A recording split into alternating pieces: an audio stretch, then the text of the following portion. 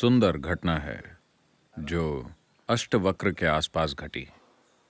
जब जनक महाराज को आत्मज्ञान प्राप्त हुआ, ये बहुत दुर्लभ है एक राजा का आत्मज्ञानी हो। ये सिर्फ दुर्लभ ही नहीं बल्कि बहुत बढ़िया बात भी है, क्योंकि एक आत्मज्ञानी शासक प्रजा के लिए बहुत बड़ी बात है।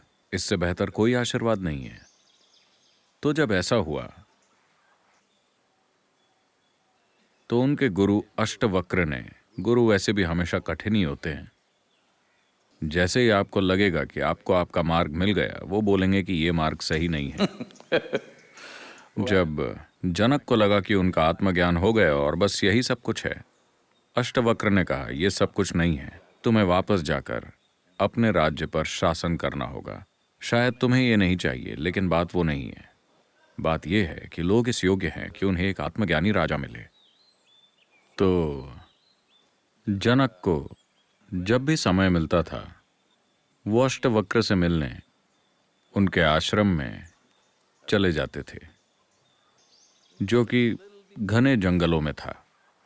तो जनक अक्सर आश्रम जाया करते थे, स्वाभाविक रूप से, चूंकि गुरु अकेले लोग होते हैं, क्योंकि आत्मज्ञानी साथी कहाँ खोजा जाए, ये बहुत मुश्किल है। तो स्वाभाविक रूप से वो दोनों ही उस आपसी तालमेल का आनंद ले रहे थे, एक दूसरे के साथ का आनंद ले रहे थे। बाकी के सभी शिष्यों ने यह देखा कि अष्टवक्र इतने सिद्ध और महान होते हुए भी ऐसा लगता है कि राजा के लिए उनके अंदर थोड़ी कमजोरी है। जब भी वो आते हैं, ये दोनों खूब बातें करते हैं, खूब हंसते हैं,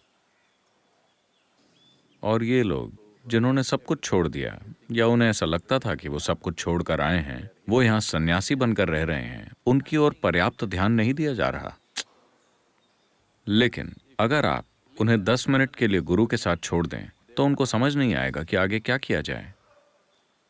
तो थोड़ी बहुत नाराजगी बढ़ रही थी। अष्टवक्र ये जानते थे, लेकिन उन्होंने इसे बढ़ने दिया, क्योंकि हर बढ़ी हुई परिस्थिति एक संभावना है। कुछ तो बढ़ना चाहिए, तभी आप कुछ कर सकते हैं। अगर कुछ नहीं बढ़ रहा है, इसका मतलब कि लोग मरे हुए हैं, जिंदा नहीं है। अगर जिंदा लोग होंगे तो कुछ तो बढ़ेगा, खुशी बढ़ेगी, प्यार बढ़ेगा, परमानंद बढ़ेगा, या कम से कम नाराजगी या नफरत या जलन, कुछ तो बढ़ना चाहिए। अगर कुछ बढ़ रहा है तो हम उनके साथ कुछ कर सकते हैं, कुछ भी नहीं तो उनके साथ क्या करें।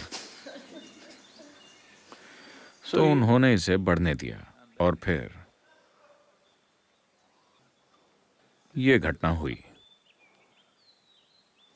एक दिन सत्संग में जनक भी आए और पीछे की ओर बैठे हुए थे।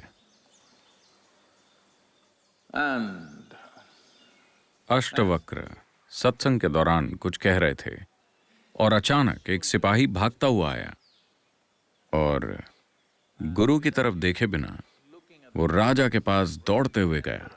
उसने ऊंची आवाज में कहा, राजमहल में आग लग गई है, आपको अभी चलना होगा। जनक ने कहा, निकल जाओ यहां से। सत्संग में दौड़कर आने की तुम्हारी हिम्मत कैसे हुई? मेरे गुरु को प्रणाम किए बिना तुम यहां आए और चीखते हुए बेकार की बातें कर रहे हो, निकल जाओ यहां से। और अष्टवक्र ने सत्संग जारी रखा। जनक वहां बैठे रहे, महल जलता रहा। यहां किसी को चिंता नहीं है। वहां लोग जरूर चीख रहे होंगे, लेकिन यहां किसी को कोई चिंता नहीं है।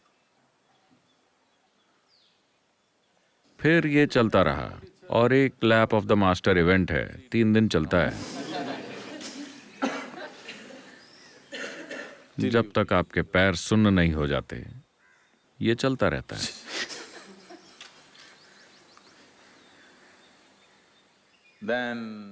ये चलता रहा, और एक लड़का जो आश्रम के काम करता था, भागता हुआ सत्संग में आया और बोला, बंदरों के झुंड ने ब्रह्मचारियों के कपड़ों के साथ तबाही मचा रखी है।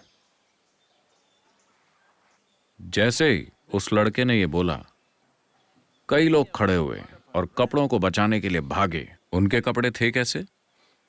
कोई डिजाइनर कपड़े तो थे नहीं। हाँ, उसे डिजाइन तो किया गया था, लेकिन वो सिर्फ एक लंगोट थी, कपड़े का एक टुकड़ा। उन कपड़ों को बचाने के लिए वो दौड़े और उन्होंने बंदरों को वहां से भगाया और जितने भी कपड़े वो बचा सकते थे उन्होंने बचा लिया और फिर वापस आ गए।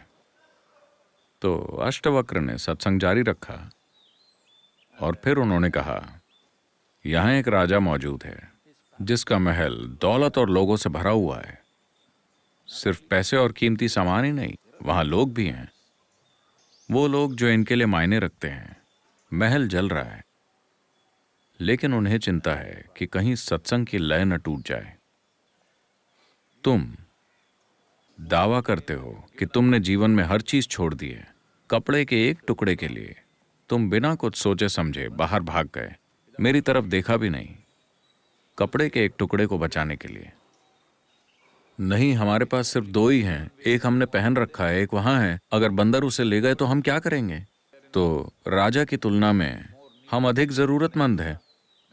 राजा अपने लिए एक और महल भी बनवा सकता है, लेकिन हम लोग, आप आदम से कुछ सीख सकते हैं। पेड़ों में आदम के बहुत सारे अंडरवेयर लटक रहे हैं। तो अष्टवक्र ने कहा, सवाल ये नहीं है कि आपके पास क्या है, बल्कि ये कि आपने उसे कैसे पकड़ रखा है। अगर आपके हाथों में एक राज्य भी है तो आप उसे भी एक खास तरीके से थाम सकते हैं। जरूरी नहीं है कि राज्य बाहर हो और पैसे और लोगों से मिलकर बना हो।